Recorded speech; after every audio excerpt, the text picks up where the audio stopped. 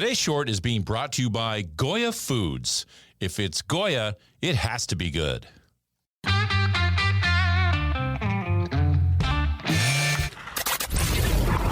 Your daily game plan for success. It's Sacks in the Morning. Steve Sacks. Hi, Steve Sacks here with Sacks in the Morning, and good to be with you today on this August 4th, this Thursday. Usually we don't do our shorts on Thursday, but because of the obvious passing of the great Vin Scully, I thought that we share a few things about Vin. I'll tell you what, this was an amazing person, came into the Dodger organization with one broadcaster that was for the Dodgers, and that was Vin Scully. For 67 years, Vin Scully was the only broadcaster the Dodgers had.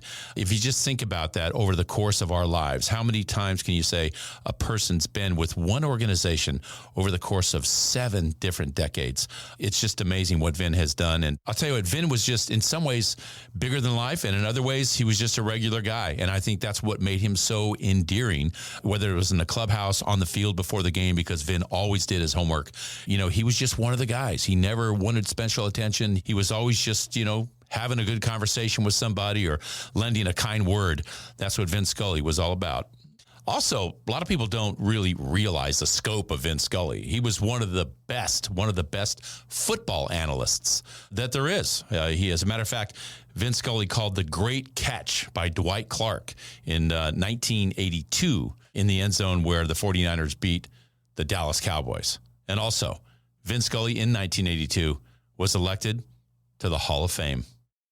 And what I'd like to do is I'd like to share a personal story of mine with Vin Scully. And this was when I first got called up to the big leagues. I was playing in a game, and it was either in Cincinnati or Atlanta. I can't really recall which place it was, but I had a good game, and this was very early in my career. And so the next day, when we were playing against that same team, Vin had an interview with me, and I was thinking, wow, I get to be interviewed by the great Vin Scully. This is pretty great. And so I had an interview with Vin Scully. And then after the interview, of course, the game was played, and I actually had another good game. So after the game, I always called home and talked to my folks about what happened during the game. And I was going to tell them about the game. I had 2 good games in a row. And before they could say anything, before they could ask me, hey, what was that pitch you hit? Or do you think you could have stretched that into a triple or whatever it was? The question was not about that, their own son's performance in the game. It was, hey, what was it like talking to Vin Scully? What was it like talking to Scully before the game? That's the kind of impact that Scully had on not just the current players, but your parents and your grandparents all listened to Vin Scully. That's what kind of a guy he was. That's what the gravity that Vin Scully had with so many different generations of people. So a lot of people have been asking me the last day about what it was like as far as the other players on the team. What did other people think about Vin Scully? And I can give you an example. I remember one day, it was a day game. It was a Sunday day game at Dodger Stadium. And somebody on the other team had hit a double.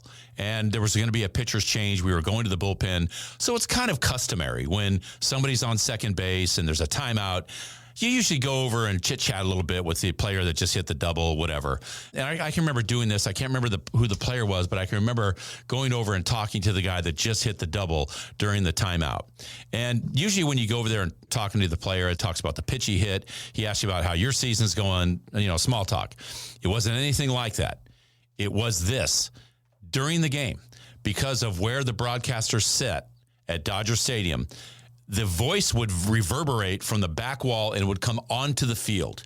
And so you could actually hear Vin Scully calling the game as it was played out in real time.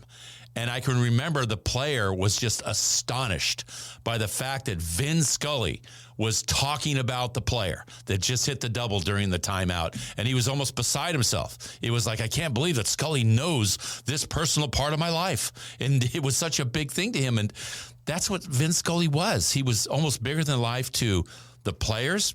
Even during real time in the game when the euphoria sets in that you just got a big double and it caused the Dodgers to have a pitching change. It wasn't about that. It was about Vin Scully knew something about this player's life. Pretty amazing testimony about Ben. So when you think about the way it is in sports today, and especially in baseball with free agency, players moving all the time, and some ball clubs can't even go out and print out a jersey of a current player because who knows how long he's going to be there. Can you imagine if you said at any time that a certain player or a certain guy would be with an organization his whole career? I mean, just imagine the fact that if you're 67 years old or younger, Vin Scully is the only voice that you've heard from the Dodgers. You grew up in L.A. and you're under 67. The only voice you've ever been accustomed to by hearing those Dodgers names being called out during the broadcast is Vin Scully. And that says a lot about the man. And that's my short for today. If you like what you heard, give us a positive review, subscribe, and share. Also, remember that the Sax in the Morning swag is now available on my Instagram site. Go to saxinthemorning_podcast. You'll see it right there on the Instagram, and just hit the link. Everything's there, mugs, hats, tumblers, you name it. Take advantage of it. Today's short was brought to you by Goya Foods. If it's Goya, it has to be good.